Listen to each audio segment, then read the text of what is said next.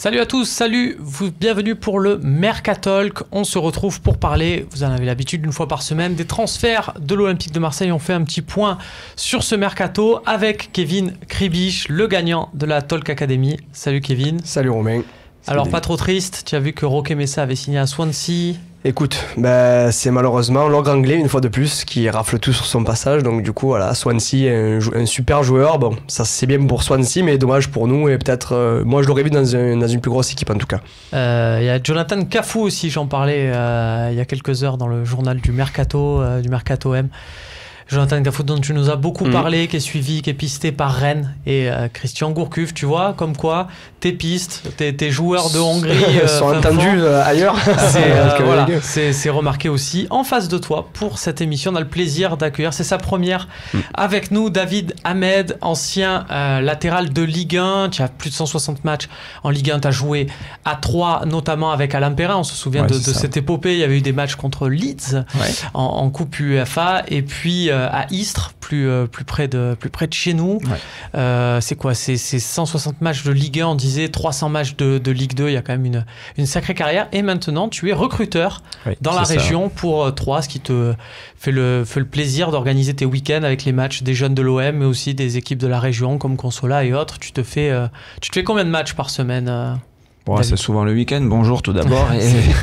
et c'est que le week-end à partir du vendredi où je vais voir du national, souvent Consola, parce que c'est pour voir un peu c'est cette équipe de Consola qui marche bien, et les autres équipes aussi pour suivre. Donc ça me permet de rester dans le local. Et après ensuite le samedi c'est parti pour les matchs de U15 jusqu'à U19, CFA, CFA2, et voilà quoi. Donc je suis beaucoup de matchs. Des week-ends chargés. On reviendra dans cette émission, on aura une partie, en troisième partie, on se fera des questions-réponses. Je me ferai un plaisir avec une question perso. On reviendra sur ce moment où tu as failli signer à l'OM, si je me souviens bien, ma lecture des gazettes transferts, notamment de France Football de l'époque. Ton nom était à chaque fois, alors c'était pas en gras justement, il était marqué en simple, et puis il est jamais passé en gras. On reviendra sur cette période. Messieurs, juste avant, on démarre quand même avec l'actualité de l'Olympique de Marseille. La signature de Luis Gustavo, il a été présenté ce matin à la commanderie. Est-ce que ça vous fait plaisir, David? Est-ce que Luis Gustavo, c'est un fameux gros nom comme il en fallait à ce mercato pour l'Olympique de Marseille? Pour ma part, oui, je pense. Après, j'espère que ça le fera sur le terrain. C'est un joueur confirmé, et je pense que c'est ce qui manquait au jour d'aujourd'hui à l'Olympique de Marseille. En termes de profil, Kevin, on a vu que c'est un sacré tacleur dans ses présentations à l'Olympique de Marseille. On a mis l'accent sur le fait que c'était justement une sentinelle. Est-ce que c'est le joueur justement qui va amener un équilibre? On sait qu'on est dans une équipe avec Rudy Garcia, avec 2 relayeurs qui se projettent beaucoup, 3 éléments offensifs, 2 latéraux à qui on demande de participer. Il faut donc un milieu défensif qui reste milieu défensif. Luis Gustavo, en ce sens-là, c'est beaucoup plus fort que William Venker. Pour moi, c'est beaucoup plus expérimenté que William Venker. C'est quand même un joueur qui a son palmarès une Ligue des Champions avec le Bayern de Munich. Il a été titulaire. On minimise ses saisons à Wolfsburg, mais Wolfsburg, c'est quand même s'ils ont eu des mauvais résultats ces dernières années, c'est quand même un grand club en Allemagne. Quart de finaliste l'an dernier de la Ligue des Champions, sorti par le Real in extremis. C'est un championnat que ça allait moins bien, mais c'est quand même le joueur titulaire de ce club. C'est quand même une plaque tournante. On l'oublie souvent. On a beaucoup catalogué et défini comme un chien de garde, ce qui est vrai parce que c'était un joueur qui sait mettre le pied quand il faut, mais on oublie que c'est aussi un très bon joueur de ballon. Il a les gènes brésiliens, donc du coup très technique, très fort dans la relance, très bon dans le jeu long, et en plus de ça, à son actif, c'est un joueur aussi qui est capable des fois de jouer des dépannants en défense centrale, même si moi comme beaucoup, on l'a pris pour qu'il joue en 6, on ne veut pas le voir derrière, on a assez pourvu déjà à ce poste-là. Et c'est vraiment une très grosse pioche Olympique de Marseille. On l'avait pas vu venir. On a tous parlé de plusieurs profils, on minimisait à ce poste-là souvent, et finalement Marseille nous sort de leur chapeau quand même un très bon joueur avec Luis Gustavo. Tu dis on l'a pas vu venir. Est-ce que quand tu te faisais ta liste des milieux défensifs, tu as vu marquer Luis Gustavo, parce que tu as forcément, on l'a tous fait, tu t'es dit non, c'est pas possible, lui il viendra pas à l'OM, on s'était dit au mercato pour Dimitri Payet, non c'est pas possible, il pourra pas revenir. C'est exactement sur ça, je rebondis sur ce que tu dis. En fait, si tu veux, le profil, le joueur, oui, j'ai pensé à l'Olympique de Marseille, je me disais, et je l'aurais même mis dans les 2-3 vraiment joueurs si on avait l'argent. On a eu l'argent, mais je pensais pas qu'on pouvait miser sur un joueur comme celui-ci. Je pensais pas non plus qu'il pouvait accepter de venir à l'Olympique de Marseille, parce que le projet est encore tout neuf. Faut pas oublier quand même d'où on revient, on est tombé quand même assez bas ces derniers temps, et qu'un joueur de cette trempe-là accepte de venir à l'OM. Alors certes, apparemment avec une bonne rémunération haute, mais les bons joueurs, ça se paye, c'est comme ça maintenant. Et c'est mérité. Et je suis vraiment content que Luis Gustavo nous ait rejoint. David, en termes de... Parce que c'est aussi important dans une équipe d'avoir un mec comme ça, qu'on sait physique, qu'on sait capable de mettre des tampons. Est-ce que c'est important et est-ce que c'est ce qui manquait quand on voit les profils de cette équipe à l'Olympique de Marseille avec des Maxime Lopez, par exemple, des Rémi Cabella, des joueurs qui n'ont plus physiquement pas la capacité. Mais... On l'avait vu notamment à Nantes où Rudy Garcia avait fait 2 changements à ce niveau-là. Est-ce qu'un Luis Gustavo, ça fait du bien à ce niveau-là? De toute manière, ça peut faire que du bien. Et je pense que c'est ce qui manquait l'année dernière. Moi, j'ai suivi l'OM, je suis l'OM tout le temps. Et l'année dernière, quand on voit les joueurs qu'il a mis, pour moi, ça manquait d'impact. À part peut-être Vainqueur qui lui a mis ce qu'il fallait, mais bon, pas sur tous les matchs. Et là, au jour d'aujourd'hui, je pense qu'avec un joueur comme ça, je pense que ça peut faire vraiment l'affaire. Et j'espère que ça sera vraiment une pièce maîtresse pour cette équipe marseillaise. Tu dis justement que ça manquait d'impact, à part peut-être Vainqueur. C'est le constat qu'on s'était tous fait le soir du OM PSG au Vélodrome. On s'était dit, à part Vainqueur qui avait mis 2-3 tampons, on n'avait pas existé. Espérons que la donne change avec Luis Gustavo. Autre dossier, Stéphane De Vrij. Alors, on parle beaucoup d'Adjil Rami. J'avais fait d'ailleurs un petit tweet pour vous expliquer qu'il était à la commanderie pour se mettre d'accord avec les dirigeants Olympia. Il reste maintenant à se mettre d'accord avec Séville. C'est pourquoi peut-être la piste De Vrij est ouverte en parallèle. Kevin, est-ce que De Vrij, pour toi, il vaut mieux faire De Vrij ou il vaut mieux faire Adjil Rami? C'est un peu dur, je pense que l'un peut aller avec l'autre. En tout cas, ça pourrait être une super charnière centrale, sachant qu'en fait Rami, apparemment, au niveau du prix de transfert, c'est pas quelque chose apparemment d'exorbitant de ce qu'on entend. En revanche, même s'il lui reste une année de contrat, De Vrij, ça va être un joueur qui est pas donné parce que c'est un joueur demandé sur le marché des transferts. Maintenant, en termes de profil, c'est quand même un joueur de 25-26 ans, donc il a la force de l'âge. C'est un joueur doté d'un gros gabarit, presque 1m90, très fort dans le jeu aérien, très bon dans la relance aussi. En plus de ça, il a déjà passé, ça va faire sa 2e ou sa 3e année en Italie. On sait très bien quand même que passer dans le calcio pour les défenseurs centraux, c'est, on va dire voilà, c'est la classe quand même. Et c'est quand même international hollandais. Il aura manqué. Par contre, c'est un joueur qui a eu beaucoup de blessures. Alors voilà, petit bémol, c'est un joueur quand même qui a eu pas mal de pépins physiques. Donc à voir que ça lui revienne pas. Oui, il y en avait un autre parce que De Vrij était indissociable de Ron Vlaar, si je me souviens bien, qui jouait à Aston Villa et puis qui a dû, qui s'est retrouvé sans contrat à cause de ses multiples blessures.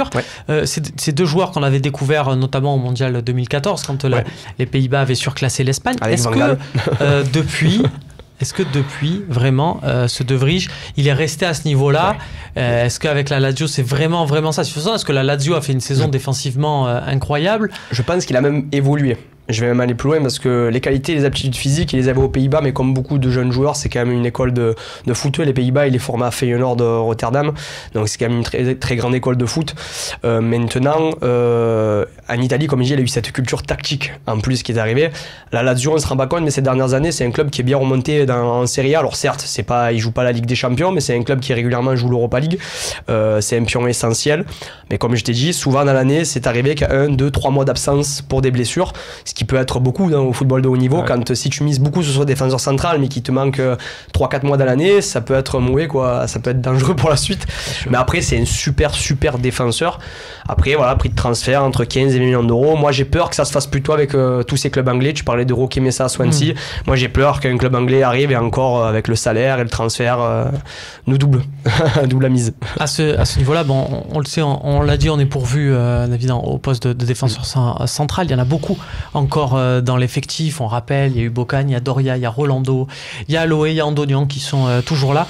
Il y en a un autre qui ne s'est pas illustré à ce poste à l'Olympique de Marseille pour son premier match amical hier contre Sion. On accepte le match contre la sélection du Valais, qui était vraiment le pré-match amical.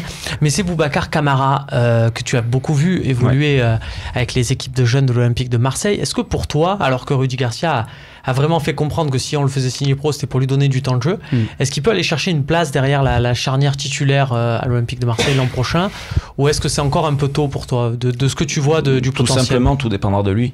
Tout dépendra de l'envie, tout ce qu'il va mettre aux entraînements, dans les matchs quand il sera appelé, son comportement, tout ça va faire que oui, il pourra certainement jouer. On l'a vu avec avec comment c'est le petit milieu de terrain Maxime Lopez. Lopez. Voilà, excusez-moi, Maxime Lopez, qui lui, voilà, et il a eu sa chance, il a saisi, c'est tout simplement. Il est passé devant des grands noms. Il a joué et là ça peut faire pareil. Pour toi le flou en défense peut lui profiter, il peut aller comme ça instaurer le doute dans l'esprit de je Garcia. pense, parce que on a beaucoup de défenseurs centraux. Pour moi, je pense que là on vient de citer un nom, on peut citer aussi Rami qui peut faire partie. Quasiment fait, bien sûr. Donc pour moi ça serait les 2 joueurs qu'il faudrait absolument prendre, surtout en défense centrale. Voilà. Mais il a ce petit truc qui peut faire que oui, il pourrait jouer, oui, il n'y a pas de souci. On verra donc comment ça se passe, notamment sur les prochains matchs amicaux.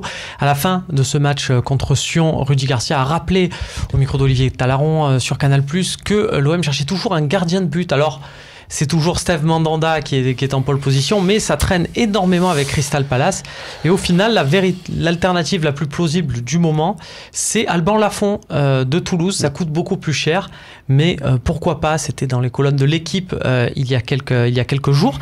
Est-ce que, voilà, vu que ça patauge clairement sur le dossier Mandanda, est-ce que pour vous, il faut aller chercher, tiens David, est-ce qu'il faut aller chercher Alban Lafont à Toulouse et à ce moment-là instaurer peut-être une concurrence dans un premier temps entre Lafont et Yohan Pelé, mais voilà, miser comme ça sur un gardien de long terme. De toute manière, ça va être cette alternative. De toute manière, ça ne sera pas un titulaire indiscutable. Pour l'instant, c'est Pelé qui tient la barre. Pour moi, Pelé a fait un début de saison un peu moyen, mais il a super bien fini. Pour moi, il a été, et je ne l'attendais pas à ce niveau. Et là, il est allé chercher lui aussi des points pour amener l'OM où il a fini l'année dernière. Ça, c'est intéressant ce que tu dis, si je me permets, c'est que c'est vraiment la double différence entre les 3-4 premiers mois à l'image de l'OM qui pataugeait un peu, qui tâtonnait, et les 6 derniers mois qu'il fait vraiment Pelé, c'est vraiment 6 bons mois, très bons mois. Je veux dire, je crois qu'en Europe, il faisait partie des meilleurs gardiens en termes de clean sheet. Et là, depuis même dans le match amical de hier, ils sont encore une parade dans un face-à-face. S'il garde ce niveau-là, c'est vrai que finalement, on se dit qu'on n'a pas un si mauvais gardien que ça s'il reste dans la lignée des 6 derniers mois. Après, ce que les gens ne savent pas, ou les supporters, c'est que c'est des joueurs qui ont été toujours second couteau, c'est-à-dire ou gardien remplaçant. Là, au jour d'aujourd'hui, il s'est retrouvé en numéro 1 et ça a été un peu difficile, entre guillemets, au départ. Et voilà, après, il a montré ses qualités réelles et il a super bien fini. C'est vrai. Alban Lafont, ça vous plaît ou pas? Ou est-ce que vous vous dites il faut attendre Mandanda? Si on peut faire Mandanda que mi-août, c'est pas grave, mais il vaut mieux attendre Mandanda plutôt que de se lancer à l'assaut pour Lafont. Moi, de mon avis, tu le connais, malgré tout le respect et l'amour que j'ai eu pour Mandanda, qui est vraiment un super gardien, sa situation à Crystal Palace me met un peu le doute quand même. Là, ça fait plus d'un an, ça fait presque un an qu'on l'a pas vu jouer. Il a eu du mal en Angleterre. C'est quand même un gardien. Bon, il s'est blessé certes, mais c'est quand même un gardien. Est-ce qu'on l'a pas un petit peu surévalué aussi, nous en Ligue 1, et finalement, il est arrivé en Première Ligue dans le très gros championnat qu'on connaît. Il s'est pas imposé. Moi, je me dis que la meilleure alternative, de mon point de vue, soit on investit et on prend un gardien titulaire d'une sélection en puissance, comme j'avais parlé à une certaine époque de Rui Patricio, c'est-à-dire tu prends un gardien titulaire à 29 ans, force de l'âge, il faut mettre le prix. Soit l'alternative de garder Pelé et de prendre un jeune comme Alban Lafont peut être intéressante, c'est-à-dire que tu lui laisses une année d'adaptation à Lafont. Quitte à mettre un peu le prix, mais c'est un long terme, c'est un investissement à long terme. À long terme, sachant par contre, comme je dis, attention sur Alban Lafont, c'est un jeune joueur, il faut lui laisser le temps de s'adapter. Très bon sur la ligne, encore friable mentalement parce que c'est un jeune. Il faut voir l'Olympique de Marseille. Et deuxième truc, pour le moment, là où comme c'est un jeune, il va devoir progresser, 0 relance au pied. Pour ceux qui ont regardé, c'est quand même important dans une équipe comme l'OM qui veut jouer passe courte, très bonne relance du gardien. Derrière. Pour l'instant, c'est 0 relance au pied. Il doit progresser sur ce sujet-là. Donc, il y a du travail, mais en même temps, il a 18 ans. Donc, c'est aussi. Il joue à Toulouse. À Toulouse, on ne fait pas non plus du jeu. On ne fait pas non plus du jeu. On s'est compris. Ça c'est fait. Mounir El Haddadi, on en a parlé ces derniers jours. Donc, Mounir, connu sous le nom de Mounir, le petit prodige espagnol et marocain. Je crois qu'il a la double nationalité. Il s'était bien montré, je pense, en début de saison dernière, juste après le sacre de Ligue des Champions. Là, il a été prêté à Valence, ça a été un peu plus compliqué pour lui. On en parle, c'est surtout la presse espagnole qui en parle, point de chute possible à l'Olympique de Marseille. Question, messieurs, David, est-ce que quand on est dans une équipe où il y a déjà Payet-Thauvin, mais aussi Ocampos qui est revenu, mais aussi Cabella, Bounassar qui est encore là, Clinton Edgier. Est-ce que Mounir El Haddadi, ça met tout le monde d'accord ou attention, en même temps on va le faire venir, c'est en prêt ou avec une option de rachat préférentiel de Barcelone qui fait que on l'a jamais vraiment sûr et au final on empile plus des joueurs dans ce secteur qu'apporter une vraie plus-value. Ben moi pour ma part c'est vrai qu'un joueur comme ça c'est très très intéressant, ça a beaucoup de qualité. Maintenant c'est vrai comme tu disais à l'OM on a beaucoup de joueurs dans ce secteur et déjà pour faire jouer 3 voire 4 avec on doit être 8 ou 9 milieux de terrain de qualité, t'en rajoutes encore un, c'est vrai que bon après aussi il peut peut-être prendre une place de titulaire aussi mais à le placer où sachant que on a vu certains postes voilà c'est difficile de prendre les postes et voilà après pourquoi pas mais c'est vrai qu'on a ce qu'il faut pour ma part au milieu de terrain. En gros c'est s'il y a des départs voilà, c'est une opportunité de fin de mercato, pourquoi pas, mais voilà, on va pas en faire une priorité de recrutement. Dernier dossier, messieurs, Bounassar, on a parlé d'un intérêt de Strasbourg, confirmé par Thierry Lauré, l'entraîneur des Alsaciens, mais qui a fait comprendre que Bounassar, pour l'instant, était plutôt hésitant à rejoindre un promu et qui privilégiait un départ à l'étranger si jamais il s'imaginait hors de l'Olympique de Marseille. Dans le dialecte du footballeur, David, ça veut dire j'ai un contrat à l'Olympique de Marseille, je veux faire 0 concession, grosso modo. Bah oui. On peut comprendre. Hein. Bien sûr. Non, mais c'est sûr. Il a signé 5 ans, on le rappelle, en 2015. Voilà.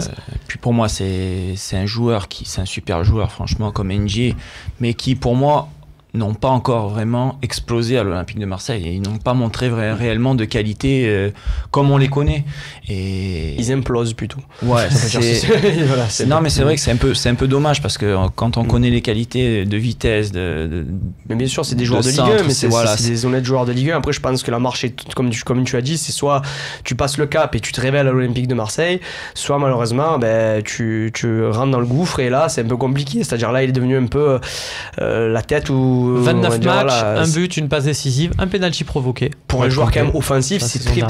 C'est très peu à ce niveau-là. Et à ce qu'on demande à l'Olympique de Marseille aujourd'hui, de vouloir jouer les 3 premières places, des joueurs de cette. Moi, je lui souhaite de trouver Strasbourg. Je trouve que pour lui, sportivement, après quand on parle de financièrement, c'est différent, mais un club comme Strasbourg qui monte, c'est quand même un club qui est assez connu en Ligue 1. Moi, je pense qu'il va jouer, il pourrait se relancer, ça pourrait lui faire du bien. Après, je suis pas dans la tête de Bounassar. Et 3, tiens, ça pourrait pas intéresser. Ah oui, ça pourrait être très très intéressant. Mais NG aussi, les deux. NG, Bounassar. Après, je pense que ça, ils exploseraient dans des clubs comme ça. Pour moi, il y a beaucoup de joueurs qui viennent à l'Olympique de Marseille, qui malheureusement, c'est vrai, quand on arrive, on rentre dans un stade, 60 000, il y a les médias, on demande beaucoup à ces joueurs. Et ça, c'est ce que les gens n'arrivent pas à ressentir. Moi, j'en parle en tant que réel footballeur, quoi. Je veux dire, quand on joue à l'Olympique de Marseille, c'est vrai. Bon, moi, si j'avais pu jouer à l'OM, moi, ça aurait été. Voilà, moi, ça m'aurait pas déplu du tout et j'aurais tout donné et encore plus. Voilà, c'est magnifique. Mais voilà, ces joueurs-là, je pense qu'ils ont un peu de pression. Bien sûr. Même une grosse pression et ils ont peur de peut-être de mal faire et on perd les moyens. Donc c'est compliqué. C'est très intéressant ce qu'il dit. Pour Bounassar, on verra. Peut-être que lui aussi, ça se décantera en fin de mercato quand il réalisera qu'il y aura vraiment très très très peu de temps de jeu pour lui. Il se dira qu'un prêt et à voir après, c'est toujours pareil. C'est le charme des derniers jours de mercato où ça négocie les prises en charge de salaire et on voit des opérations irréalisables se réaliser. On a fini pour la partie actu. On passe de suite aux équipes types.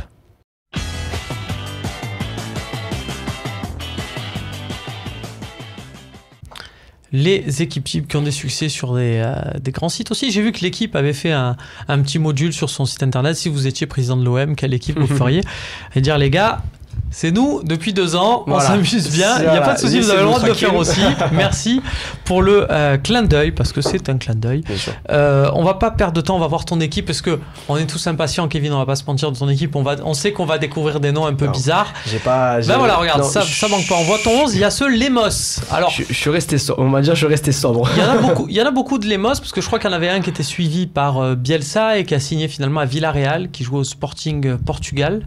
Et donc il y a un autre Lemos. Lemos, qui est donc lui, celui-là, il était latéral, et toi, ton Lemos, il joue à Las Palmas, c'est ça? C'est ça, exactement. Défenseur central. Voilà, Mauricio Lemos. Apparemment, il a beaucoup hésité à l'adolescence entre la poésie et le football. Et au dernier moment, il a choisi le football, c'est ça? Le football, c'est ça, exactement. Mais à l'image d'un Luis Gustavo, c'était un joueur qui sait mettre les pieds, on va dire, là où il faut, très dur sur l'homme. C'est un jeune défenseur, c'est-à-dire que là où je trouve intéressant l'association, c'est de prendre Rami, qui est un joueur d'expérience.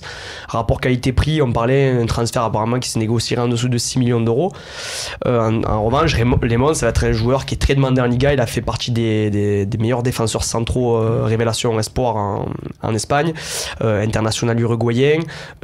Très bon sur coup de pied arrêté. En plus de ça, voilà, c'est un poète, comme tu peux dire, parce qu'il est aussi fort. C'est un bon tireur de coups francs. C'est un gars que j'ai bien aimé dans ce match contre Real Madrid, où on connaît tous Sergio Ramos. L'intimidation de Sergio Ramos, c'est un gars qui ne s'est pas dégonflé, qui est allé tête contre tête avec lui pour lui dire écoute. Ça peut valoir un rouge et 25 matchs de suspension. Sur le coup, ça a été fait avec subtilité. C'est ça qui est bon. Voilà, le côté latin où il n'a pas pris son carton rouge, mais pour lui montrer qu'il était présent aussi.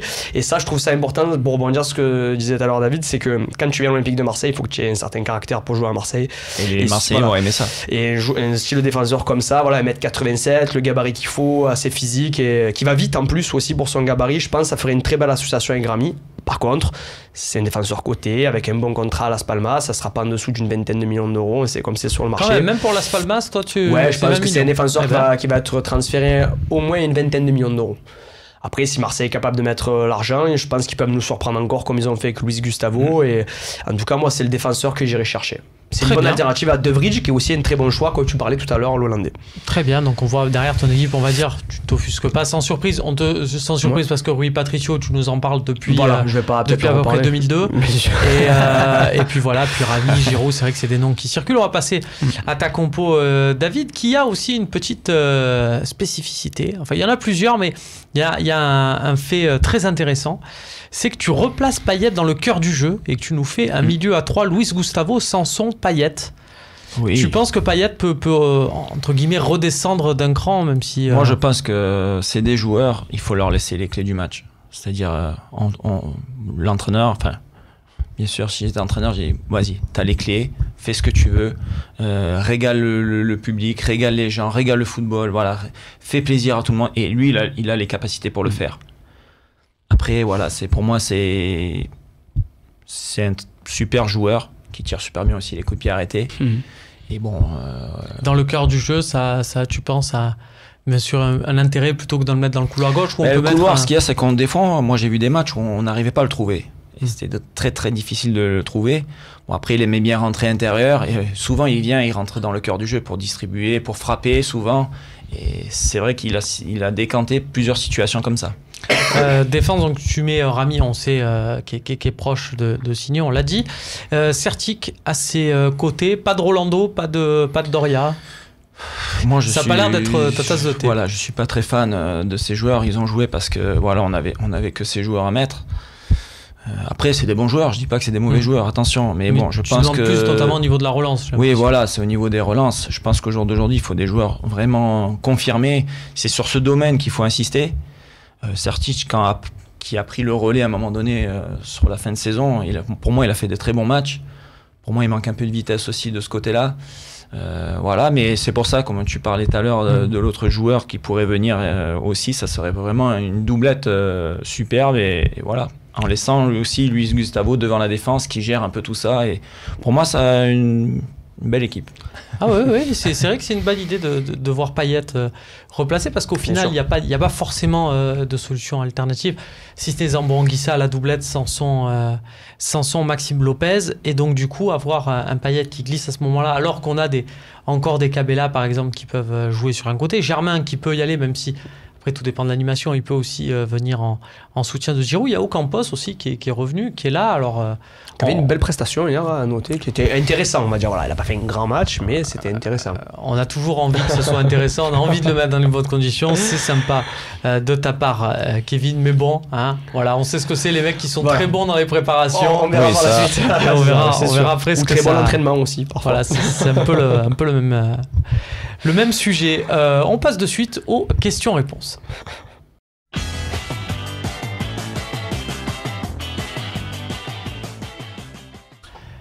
La partie des questions-réponses, celle où vous avez le contrôle de l'émission, que ce soit par Twitter, Facebook ou le forum.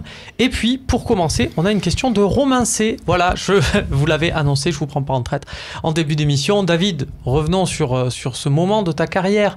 Si je me souviens bien, c'était en 2003 où tu étais tout proche de signer à l'Olympique de Marseille. Et finalement, ça s'est pas fait. On sait que l'OM cherchait à l'époque un latéral droit. On sortait d'une saison où le poste était partagé entre Sébastien Pérez et Brahim Mdani, dont c'était pas le poste premier. On jouait à l'époque c'était la première année d'Alain Perrin à l'OM. Ouais, c'est vrai. Et puis tu étais dans les 2-3 noms dans lesquels on parlait à l'Olympique de Marseille et ça s'est pas fait. Moi je pense que c'était plutôt le 3e nom. Maintenant, moi c'est sûr que je suis pas une star. Moi je suis un joueur de cœur, un joueur de club qui va se battre pour ses couleurs. Pour ma part, c'est ce qui a été chose faite tout au long de ma carrière. C'est vrai que ça a failli se faire, ça a failli. Il y avait des contacts. Il y a des contacts. J'ai vu le président, j'avais vu Alain Perrin. Voilà. Après, bon, il fallait que j'attende parce qu'il cherchait un numéro 1. Et sur le coup, ils ont pris Habib Beye qui avait signé. Donc, mais ça a duré longtemps. Donc, à un moment donné, moi, j'ai quand même une femme et des enfants. Et on m'a proposé. Je suis retourné sur Istres. Certes, c'était en Ligue 2. Je sortais de grandes saisons de Ligue 1 avec 3. Mais bon, moi je connaissais aussi le club de Istres. Le président m'avait demandé de venir tout simplement au club. J'ai dit oui, voilà, tout simplement. Et après, on a fait la montée quand même. On a fait la montée. J'ai rejoué en Ligue 1 derrière avec eux, avec cette équipe, même si ça a été de courte durée. Ça a été très plaisant. De toute manière, jouer en Ligue 1, c'est toujours plaisant. Et de jouer au ballon, déjà, c'est très très plaisant. Et oui, c'était cette saison. Alors vous étiez 3 pour ce poste à l'Olympique de Marseille. Il y avait Habib Beye. Et on oublie souvent que la piste prioritaire à l'époque, c'était Stéphane Pichot, qui était le latéral droit de Lille, qui finalement avait signé au Paris Saint-Germain.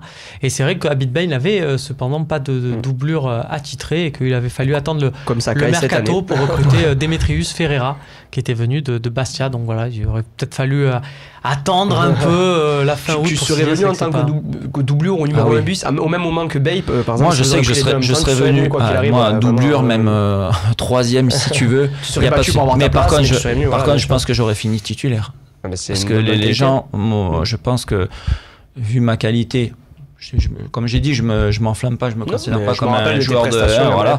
Mais voilà, je me battais et comme on a vu avec Sakai cette année, tout le monde pensait que qu'est-ce qu'ils mettent ce joueur à l'arrivée. Je pense que tout le monde a été très très surpris de voir ce joueur à ce niveau. C'est le joueur de devoir. Voilà. Est-ce que quelques années plus tard, quand tu as vu la trajectoire de Laurent Bonnard à l'Olympique de Marseille, par exemple, ça t'a pas fait-il, tu t'es pas dit ça aurait pu être moi, c'est tombé la mauvaise année, mais j'aurais pu être dans le même cas, c'est-à-dire ce mec qui arrive, qu'on prend pour être doublure, et puis qui devait d'ailleurs être doublure arrière-gauche, puis finalement qui s'impose à droite. Oui, c'est vrai, après dans une carrière on fait des choix, après des choix, des fois c'est bien, des fois c'est pas bien. Voilà. Est-ce que j'aurais dû attendre? Oui, je le saurais jamais de toute manière. Mais c'est vrai que jouer à l'Olympique de Marseille, ça m'aurait vraiment plu, et voilà, malheureusement. Je vais voir les matchs, comme tout le monde. Vous étiez venu arracher, je crois, le nul avec Istres. Oui, avec Istres, on était venu arracher, oui, c'est vrai. Où c'était ton ancien coéquipier la saison d'avant, Xavier Gravelaine, qui était devenu entraîneur avec Jean-Louis Gasset. Question sur le forum de Nordingue de l'OM. Pensez-vous que les dirigeants attendent d'être qualifiés en Europa League pour prendre un autre attaquant? Alors, on avait posé la question à Rudy Garcia en conférence de presse, qui avait dit non, on part du principe qu'on sera qualifié, on prend ce risque-là, même si on ne prend pas ce tour à la légère et qu'il veut vraiment être qualifié. Mais voilà, c'est pas vraiment l'attente, il n'y a pas de bonus mercato, l'enveloppe mercato existe peu ou avant ou après ce tour mercato, ce tour de préliminaire d'Europa League. Donc, petite précision bonus, vous pourrez suivre sur le Phocéen le tirage au sort en direct. Ça sera vendredi prochain. Voilà, le tirage au sort pour savoir quel sera l'adversaire de l'Olympique de Marseille. Question de Spartiate95 sur Twitter. Garcia parle de 3 recrues supplémentaires. Est-ce stratégique ou réel? Car c'est léger. Alors tiens, David, après le match de Sion, il a dit un gardien, un défenseur et un attaquant. Est-ce qu'il est en cohérence parfaite? Il avait dit de toute façon qu'il prenait un joueur par ligne. Ça fait un attaquant de plus parce que Gomis n'a pas re-signé. Il a intégré le fait de Bafétimi Gomis. Luis Gustavo est arrivé au milieu. Est-ce que pour toi ça suffit derrière? On peut... Non, pour moi, je pense qu'il faudrait vraiment 2 défenseurs centraux de qualité. Un milieu, bon, on l'a. Les milieux, je pense que c'est plein pour ma part, et puis c'est des très bons joueurs. Après, je pense qu'il faut 1 ou 2 attaquants aussi. Vraiment style Giroud, voilà, tout simplement, des grands gabarits. Et derrière aussi, il faut que ça soit costaud et que ça relance. Au niveau des pieds, comme on disait, il faut que ça relance bien, quoi. Voilà.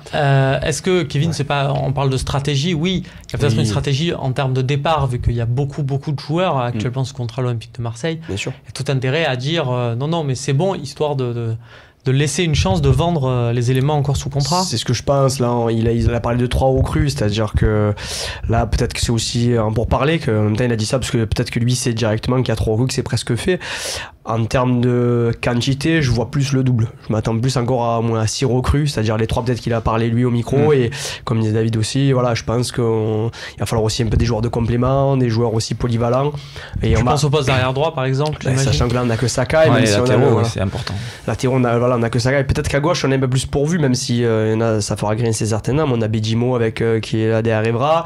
On a peut-être envie de faire confiance au jeune Christopher Roquea, sachant qu'on parlait peut-être d'un joueur comme Mboka avec sa polyvalence, parce qu'on oublie souvent qu'il est international slovaque, qui peut jouer en défense centrale et qui en sélection joue arrière gauche. Alors certes, c'est pas latéral offensif, il a même joué latéral droit à Bordeaux. Avec l'OM, c'était à Bordeaux à l'avant-dernière journée. Je pense qu'en tout cas, s'il était présent hier, je pense qu'il aurait joué titulaire à la place de Bounassar, qui a été un test à ce poste d'arrière droit. En tout cas, voilà. Mais je vois plus un test. On va le dire clairement, un essai de colonie de vacances. C'est un peu comme quand en colonie, tu mets du sirop de menthe dans du lait, quoi. C'est un truc que tu fais en colonie, que tu fais plus une fois chez toi. Une fois que la saison démarre.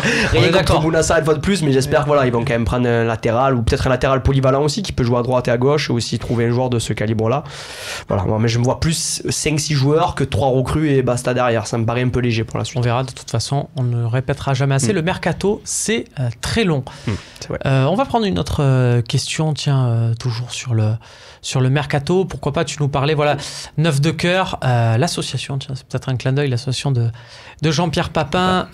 Bonjour, en cas d'impossibilité de recruter Giroud, Baka, Jovetic, quelles seraient les meilleures pistes possibles? Il y en a plusieurs. C'est vrai que ce trio-là, c'est celui-là qu'on parle le plus. Beaucoup. Tous les matins, on fait un petit tour des 3 noms pour s'assurer qu'ils n'aient pas signé ailleurs. Voilà. Mais derrière ça, il y a Mbaye Niang qui a été proposé à l'Olympique de Marseille. J'imagine que là, on est sur du plan D, E, F, peut-être un peu plus bas, même si c'est un peu rattrapé à Watford. Est-ce qu'il y a un joueur comme ça qui... Ou alors, vous êtes plutôt partisan de vous dire, si on ne fait pas un top joueur... je sais par exemple, toi David, que tu es plutôt fan de Valère Germain et que... Pour moi, Germain, c'est pour moi une super recrue. Déjà, c'est la recrue pour moi de l'OM. Parce que pour moi, c'est un super joueur. Il a été dans une super équipe l'année dernière. Il a montré des qualités.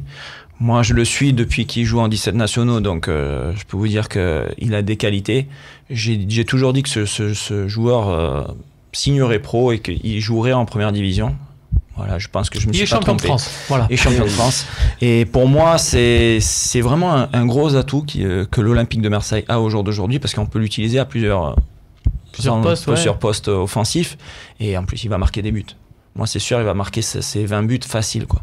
On l'a vu, belle réalisation, pleine de sang-froid contre Sion. Kevin, est-ce qu'il y a un joueur qui t'intéresse? Tiens, j'ai vu que Rennes s'intéressait à Loïc Rémy, par exemple. Est-ce que relancer Loïc Rémy à la pointe de l'attaque, si tu n'arrives pas à faire Giroud, Baka, Jovetic, ça m'intéresse. Bon, c'est vrai que dans cette liste, on aurait pu rajouter encore peut-être, même si c'est fait à West Ham, plus ou moins Chicharito Hernandez, qui ressort souvent aussi, l'attaquant mexicain.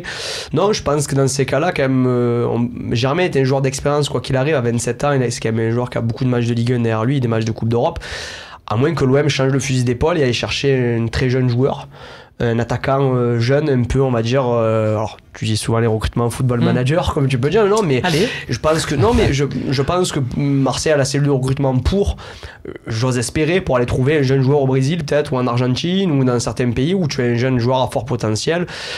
Tu as parlé de Driussi, là, c'est toujours pas fait avec notre club. Alors certes, il y a eu un petit souci apparemment au niveau du dopage, apparemment il y a une histoire qui est sortie dans la presse, j'ai suivi ça de loin, mais je pense qu'à moins que Marseille investisse sur une future star, tout le monde, l'Atlético à l'époque a investi sur Agüero, Manchester City a fait ça sur...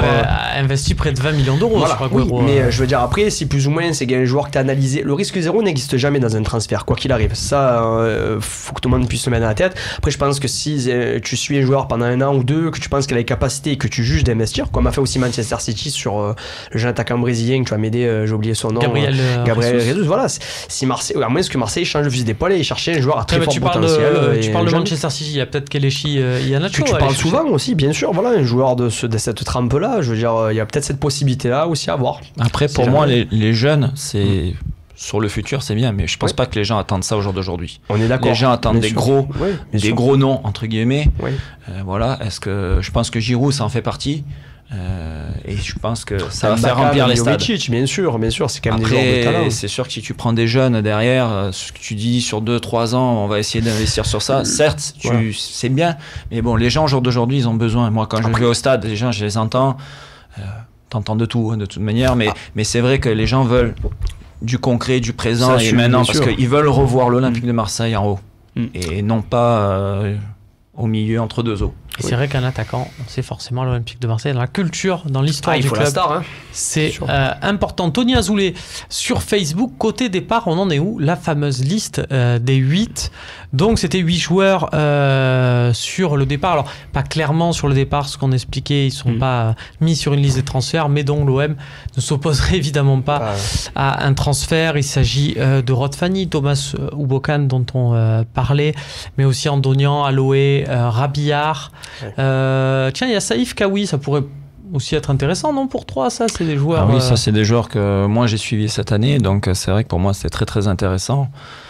Voilà, il faut qu'il aille dans des clubs, soit de Ligue 2, soit de petite Ligue 1, entre guillemets, sans dénigrer ses équipes, pour pouvoir montrer ses réelles qualités, avant de retourner, peut-être, à l'Olympique de Marseille. Parce que c'est vrai que Kawi, finalement, a eu que sa chance... c'était contre Nantes en début de saison, il y avait eu des occasions de break pas converties, puis derrière ça avait été très compliqué pour lui de se refaire une place dans l'équipe première. Peut-être, on l'a vu rentrer à un poste de relayeur, c'est peut-être un peu la doublure de Maxime Lopez en attendant. C'est intéressant ce que tu dis, parce qu'on n'est toujours pas capable de finalement décerner son poste. On ne sait pas si c'est plutôt un attaquant, un ailier ou un joueur de côté ou un relayeur, parce que voilà, je pense qu'il y a une palette technique intéressante. Comme on dit, il a un beau pied gauche. Après, peut-être qu'il manque un peu de coffre physique ou de puissance pour jouer titulaire à Olympique de Marseille par rapport à un Morgan Sanson. Je veux dire, si on le compare, c'est quand même différent. Voire même Maxime Lopez qui s'est quand même bien imposé en relayeur aussi. Même Zambo Anguissa, il est passé devant aussi dans la hiérarchie. Quand même, il sort d'une belle Coupe des Confédérations à saluer pour Zambo Anguissa avec le Cameroun. Je pense qu'il faudrait qu'il aille trouver du temps de jeu ailleurs, peut-être comme il disait à 3 ou dans des équipes promues qui pourraient monter. Ça pourrait être intéressant, je pense, pour lui. À voir après, c'est toujours pareil, une prise en charge du salaire, c'est toujours la même. Forum Zemouj qui nous dit Christopher Roquia est-il une alternative réelle pour doubler Patrice Evra au poste de latéral gauche? Moi j'ai beaucoup aimé, bon après j'avais beaucoup aimé la saison dernière aussi.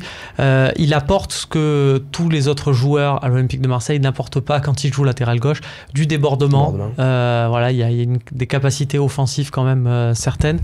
David, toi Christopher Roquia, tu penses que dès cette saison il peut il peut pointer le bout de son nez parce que par exemple là il a joué en doublure de Evra. Alors on va dire c'est peut-être parce que Bedimo est plus polyvalent et Bedimo est rentré lui défenseur central et plus tard. Je pense que Bedimo maintenant peut-être passé 3e dans la liste peut-être. Oui, et en plus je le vois plus maintenant comme un central que plus latéral gauche, parce que vu ce qu'il nous a montré les matchs où il a joué, c'est vrai que c'était un peu difficile pour lui. C'était un peu délicat. Pour moi, Patrice Evra, ça reste Patrice Evra, même si on sait très bien que il est arrivé à Marseille, il amène l'expérience tout simplement, et l'expérience ça n'a pas de prix.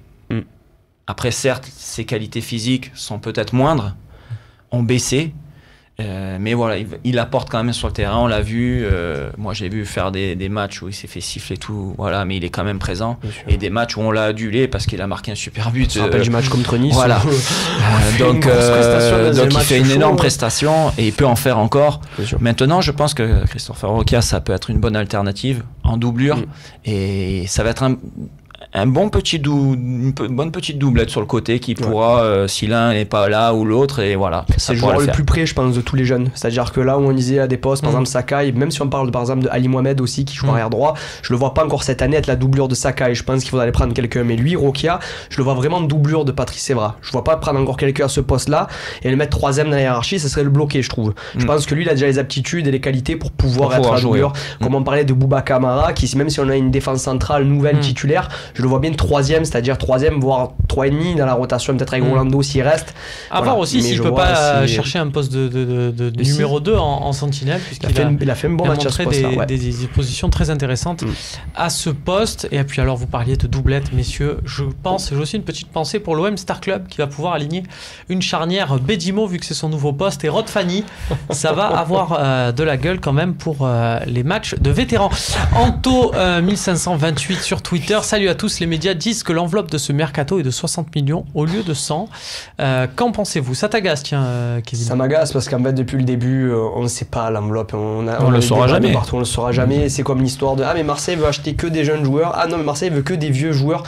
Non, comme il a parlé tout à l'heure, Jacques Herrero, il travaille, qu'il faut leur faire confiance. Je pense qu'ils ont de l'argent, ils savent qu'ils vont investir. Ça, ils l'ont dit depuis le début, ils savent que dans les 2 premières années, ils risquent d'être un petit peu à perte et ils ne sont pas là pour faire du bénéfice. Il faut reconstruire une équipe, reconstruire un effectif. Ensuite, on verra par la suite, mais je pense qu'il n'y a pas... Eux, ils ont dû plafonner un budget, ça c'est sûr. Mais est-ce que c'est 60 ou 100, j'en sais rien. Après, voilà, depuis le début, voilà, s'ils font des opportunités intéressantes comme Germain à 8 apparemment et Luis Gustavo à entre 8 et 10 aussi, c'est chapeau bas, voilà, ils prennent 2 joueurs de qualité, en moins de 20 millions d'euros les deux, en termes de transfert, je parlais pas de salaire. C'est vrai que pour ce prix-là, par exemple, si on regarde Lille, ils prennent des joueurs à 8-10 millions qu'on connaît pas. Voilà, c'est bien beau, moi je suis le premier à aimer les jeunes espoirs à fort potentiel, mais là, nous on a vraiment besoin de reconstruire une équipe, ça se reconstruit avec de l'expérience et des joueurs de qualité reconnus. Si maintenant on va trouver 1 ou 2 jeunes joueurs qui sera dans le futur, dans 2-3 ans, des futurs pépites, tant mieux. Mais là, et puis pour rebondir dessus, je pense qu'on ne sait pas, il faut arrêter d'écouter les médias parce que franchement.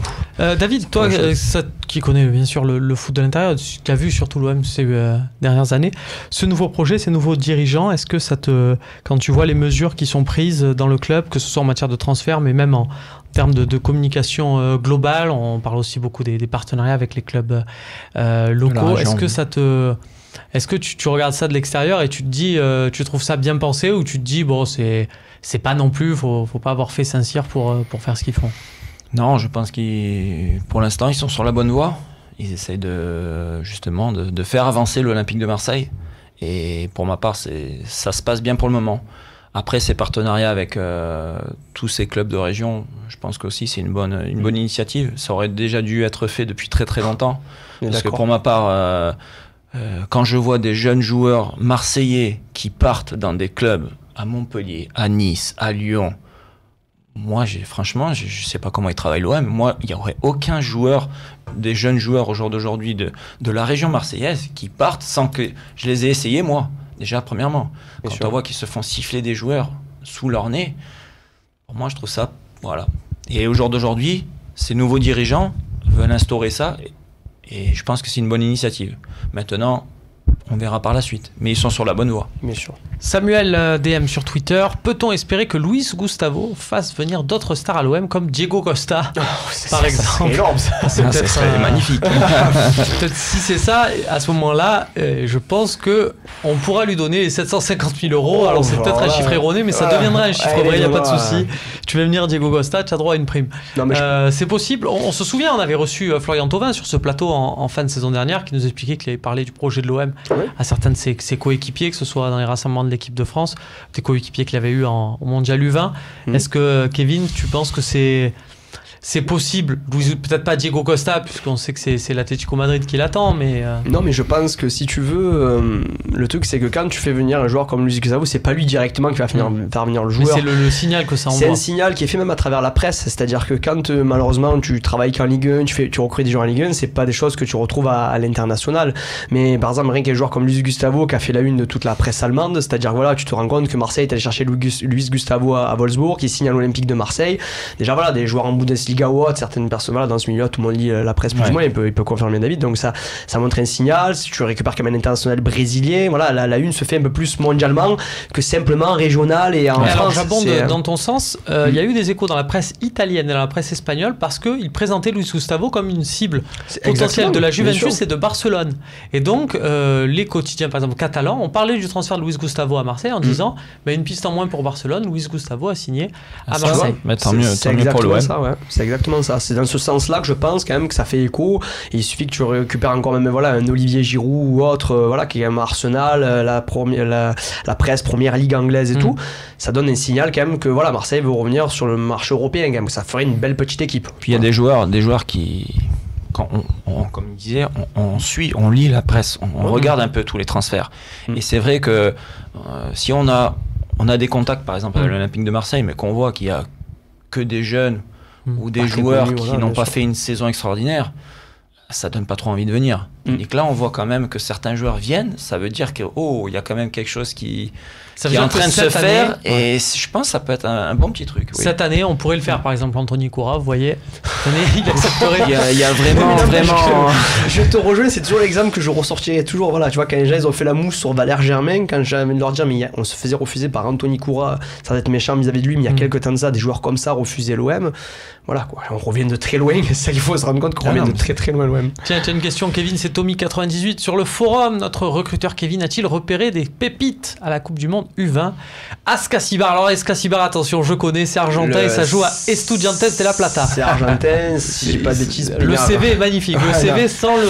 On l'a ressorti plusieurs fois, voilà. Sans le parfum Yves Saint Laurent. Écoute, après à Peñaranda, si je dis pas de bêtises, je pense que c'est le joueur colombien, je pense que c'est lui qui parle, le joueur colombien qui a évolué en Espagne à Grenada cette année. Joueur assez folklorique, techniquement, une très belle technique, rien à dire. Après, qui doit encore se perfectionner dans le dernier geste. Dans le football à 11. J'ai mes notes, je les ai chez moi. J'ai été surpris par la sélection américaine. Par les USA demi-finalistes, cette génération qui monte en puissance, le football américain, j'ai les deux noms, je les ai plus là, mais je vous le donnerai peut-être à un prochain talk.